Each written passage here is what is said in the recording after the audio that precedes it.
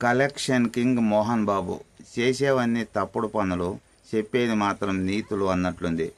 చూడండి, ఈయన చేసినటువంటి ఘనకార్యం ఏ విధంగా ఉంది అంటే మొత్తానికి ఒక్కసారిగా చూస్తేనే ఆశ్చర్యం అనిపిస్తుంది.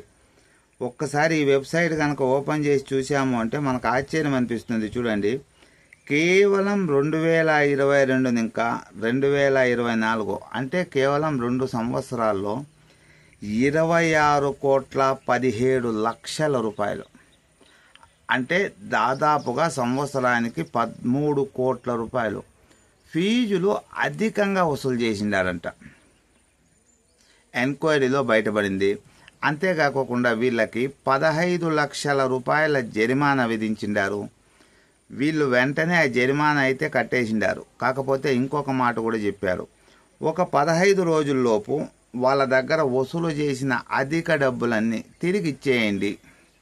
మీరు వసూలు చేశారు కదా 26,17,00,000, వీటన్నింటినీ వాళ్లకు తిరిగి ఇచ్చేయండి ఆ స్టూడెంట్ల తల్లిదండ్రులకి అని చెప్పేసి వీళ్ళ మీద ఇప్పుడు వార్తలు బయటకు వస్తున్నాయి. ఇది నిజం కూడా, ఎందుకంటే ఎంక్వైరీ చేసి రిపోర్ట్ అనేది వెబ్సైట్లో పెట్టేసిండారు.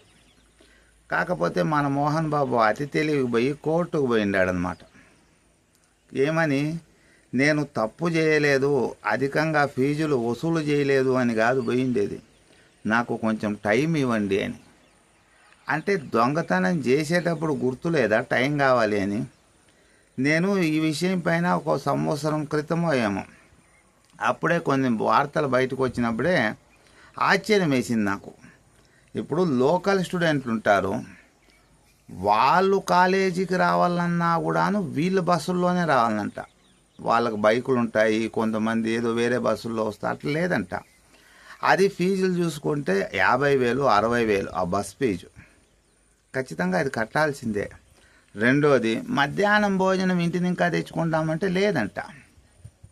నో, దానికి మేము ఒప్పుకోం, మా క్యాంటీన్లోనే తినల్లా, మేము ఎంత బిల్లు వేస్తే అంత మీరు భరించాలా. లోకల్ స్టూడెంట్లకు జరిగిన అన్యాయం ఇది. ఇంకా మనందరికీ తెలిసిందే విషయమే, యూనివర్సిటీలో అంటే రకరకాల ఫీజులు అనేది మన మీద వేస్తూ ఉంటాయి. అవి కాకపోతే ఇవన్నీ మేజర్గా బయటపడిండేటివి. ఇంకా మోహన్ బాబు విషయంలో ఈ వెబ్సైట్లో వీళ్ళు ఇచ్చిన రిపోర్ట్ ఏ విధంగా ఉంది అంటే, పదే పదే ఉల్లంఘనలు చేస్తూనే ఉన్నారు, మేము ఎంత చెప్పినా వినడం లేదు, కాబట్టి ఆ యూనివర్సిటీ లైసెన్సు ఫస్ట్ రద్దు చేసేయండి అని ఒక సిఫార్సు కూడా ఇచ్చేసిండారు గవర్నమెంట్కి. మోహన్ బాబు బయటకు వస్తే క్రమశిక్షణ అంటాడు, నీతి అంటాడు, నిజాయితీ అంటాడు. అబ్బో, వినేకే మనకు ఆశ్చర్యం అనిపిస్తుంది. చేసేవన్నీ ఇటువంటి పనులు. మీ అందరికీ గుర్తుండే ఉంటుంది ఒక చిన్న విషయం, చిరంజీవి గారికి ఏదో లైఫ్ స్టైల్ లెజెండరీ అవార్డు ఏదో ఇవ్వబోయారు ఓ 10-15 సంవత్సరాల క్రితం, గుర్తుండే ఉంటుంది చాలామందికి. అప్పుడు వచ్చి నేను లెజెండ్ కాదా అన్నాడు ఒకేసారి. నాకైతే పక్క నవ్వాలనిపించింది.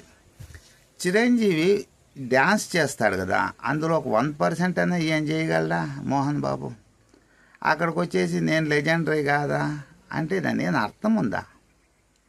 పోల్చుకోవడానికైనా ఏమైనా అర్థం ఉందా?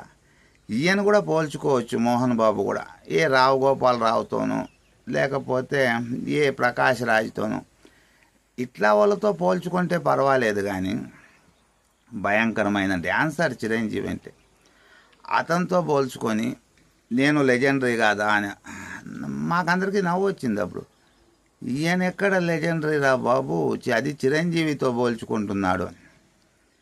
ఇంకొక విషయం మీకు చెప్పాలి, ఈ టర్మ్లో కాకోకుండా ఇంతకు ముందు టర్మ్ జగన్ ఉన్నాడు, అంతకు ముందు టర్మ్ చంద్రబాబు ఉన్నాడు కదా, అప్పుడు ఏకంగా రోడ్లపైకి ఎక్కాడనమాట, ధర్నాలు చేశాడు, ఏమీ ఫీజు రీఎంబర్స్మెంట్ ఇవ్వలేదు అని. వాస్తవంగా ప్రభుత్వం ఇచ్చే ఫీజులు అనేవి వీళ్ళు అసలు లెక్కలేక కూడా తీసుకోరు మోహన్ బాబు యూనివర్సిటీ వాళ్ళు, దానిపైన వీళ్ళ ఫీజులు ఉంటాయి. గవర్నమెంట్ లెక్కల ప్రకారం ఇచ్చే ఫీజు రీఎంబర్స్మెంట్ అనేటివి వీళ్ళు అస్సలు పరిగణనలోకి కూడా తీసుకోరు. దానిపైనే మళ్ళీ లక్షలు కట్టాల్సిందే పిల్లల తల్లిదండ్రులు. ఈయన ధర్నా చేశాడు. ఆ రోజు ఆ ధర్నాలో మాట్లాడిన మాటలేంటో తెలుసా? మీరు ఫీజులు కడతా, ఇదేంది, మీరు లెక్చరర్లకి జీతాలు ఇస్తారా, దొంగగా వసూలు చేస్తున్నాడు కదా, వాటితో కట్టుకోవచ్చు కదా. అబ్బో, ఇంకా చాలా విచిత్రాలు చేశాడులేండి. ఇంకా ఈయన గురించి వచ్చిన ఇంకా ఒక దుర్మార్గమైన వార్తలు ఎటువంటివి అంటే, ఈయనతో ఎవరైనా కర్మగాలి, ఈయన నిర్మాతగా సినిమాలు తీశాడు కదా కొన్ని, ఎవరైనా కర్మగాలి డేట్స్ ఇచ్చి అడ్వాన్స్ కనుక తీసుకుంటే వాళ్ళ కర్మేనంట.